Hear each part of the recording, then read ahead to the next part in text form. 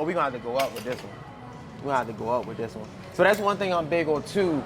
I don't do a lot of the same weight with anything. That's never in my program. If it's a point, it becomes the same weight. Say for example, the first set I'll do a certain weight.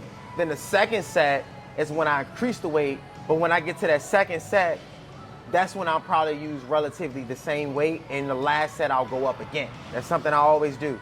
So I'm always about progressive overload, me personally.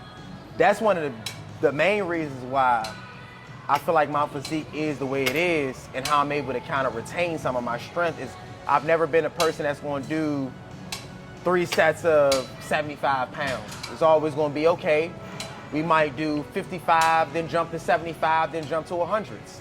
We might do 50, then jump to 80s. And then from there, we might jump to 95 or 90s and stay right there. Like, it's always some type of jump, though, for the most part. So you basically, like, you live by progressive overload. For sure, for sure, for sure. Only time I feel like, in reality, I might do the same weight over and over is when I throw, like, calisthenics in my routine, where, like, say we do plated pull-ups.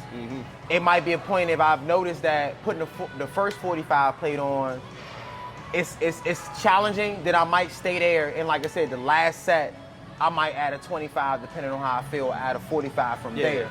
But overall, nah, I'm big on progressive overload, except for little things like biceps might change up. So if say we doing a chest press, right?